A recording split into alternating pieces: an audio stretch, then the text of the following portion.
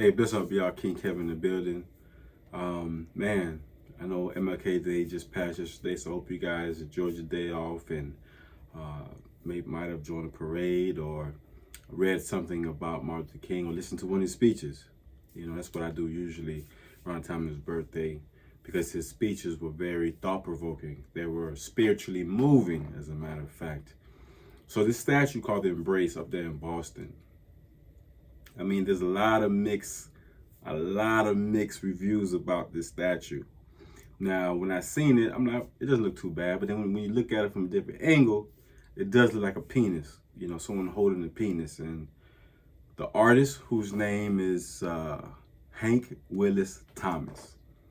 So Mr. Thomas, I'm thinking this guy gotta be white to have taken such a artistic risk, you know, to make such a beautiful large bronze statue, which is literally, I think it weighed 19 tons. It's 22 feet high.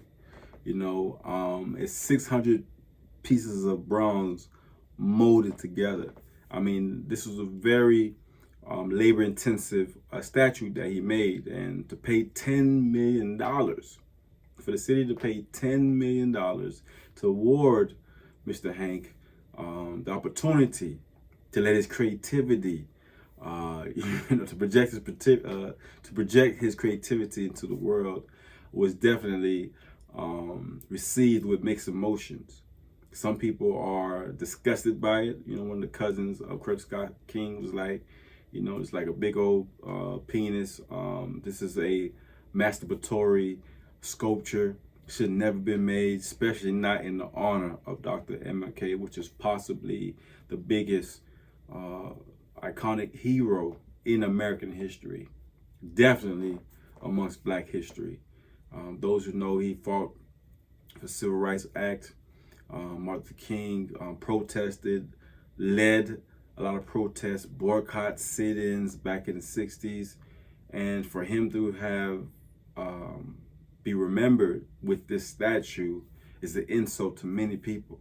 You know, this was very risky as an artist. Now, as an artist, I'm an artist as well. You know, I don't do paintings or anything like that, but I'm a literary artist. I write books, I write films. You know, I speak a lot, different events from here to London to Haiti. I'm in Atlanta, GA right now, but I've been around the country, been around the world. So as an artist, I know sometimes you want to take risks. You know, you want to do something that would inspire people to listen to you, support what you're doing, whether it's a lecture or a book signing, stage play, art exhibit, whatever the case may be. As a matter of fact, I just finished a grant for, for my next book, America's and France's 1,000-Year War Against Haiti. So hopefully I get this, fingers crossed, and prayers, I get this grant for the tour, you know, to stop the war against Haiti. So more information about that on my website, kevindorival.com. So I know all about taking risks. Even in my book, sometimes I take risks to say certain things and not knowing if it's going to evoke positive or negative emotions in people. So I normally try to stay with the positive, but sometimes, you know, you have to take that risk and get people mad at you, get them to talk about you, get them to post your book or whatever you have, your fashion online and, you know, put on social media, talk about on YouTube. You want those things. But Mr. Hank took it too far because some people, to just put arms hugging each other, knowing that from an angle it looked like a penis, he had to have known it. And if he didn't know it, someone knew, someone saw the drawing and approved of it. Now, was this intentional? You know what I'm saying? Was this intentional embarrassment to the MLK family? Was this just, you know, honest mistake by the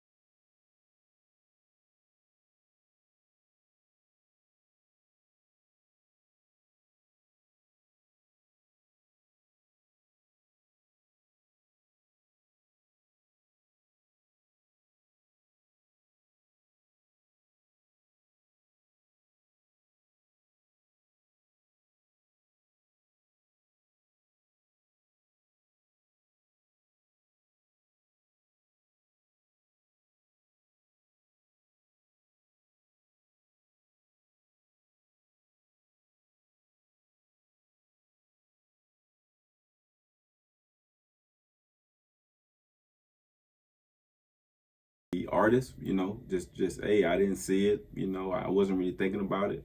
But to pay $10 million for that, as a matter of fact, the cousin said this is $10 million worth of junk that just approved of. I know tons of artists, those who do sculpture, painting, literary artists, those who do murals. You know, I got a good friend of mine named Peter.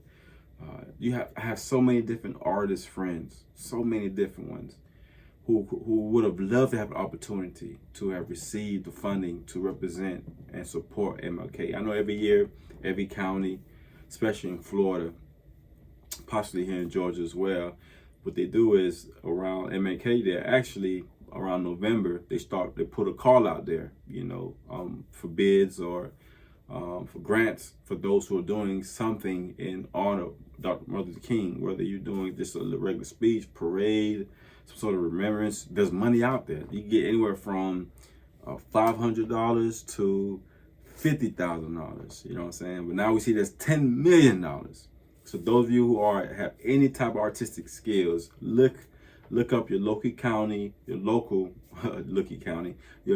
county website to find out when the RFPs, request for proposals, find out when those RFPs are going out, find out when's the deadline, see what you got to do. You may have a nonprofit, make it be an individual business, but there's money out there.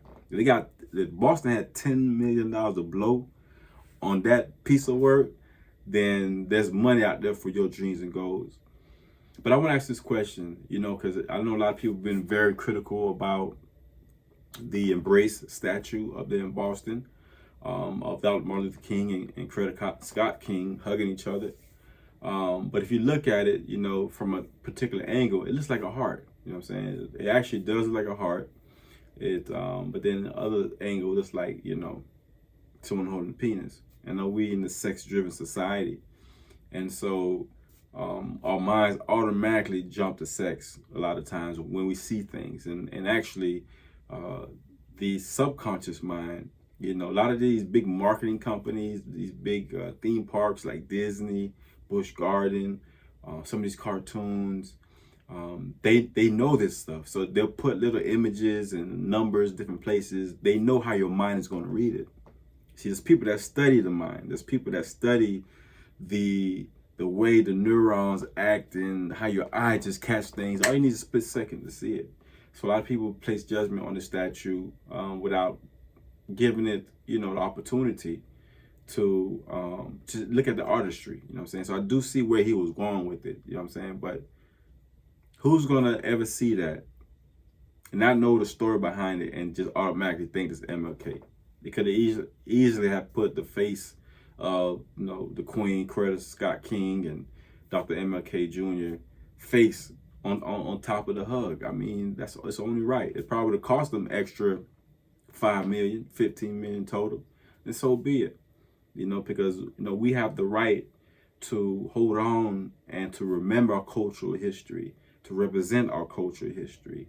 That's what makes us powerful, knowing who we are. And knowing who our ancestors are, knowing who fought for us, knowing who stood in the trenches and blood, sweat, and tears. Dr. MLK and Corretta King, they put blood, sweat, and tears for equal rights for African Americans here in the U.S. And they should have been, you know, I don't care if this was a painting, obviously this was a sculpture, or whether it be a book, you know, some sort of writing.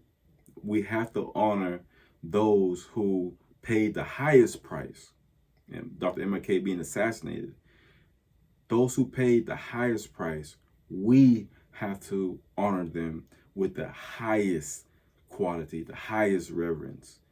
And that's just my opinion on it. I'd love to hear what you guys think about it. You know, a lot of people are just pissed off about the sculpture.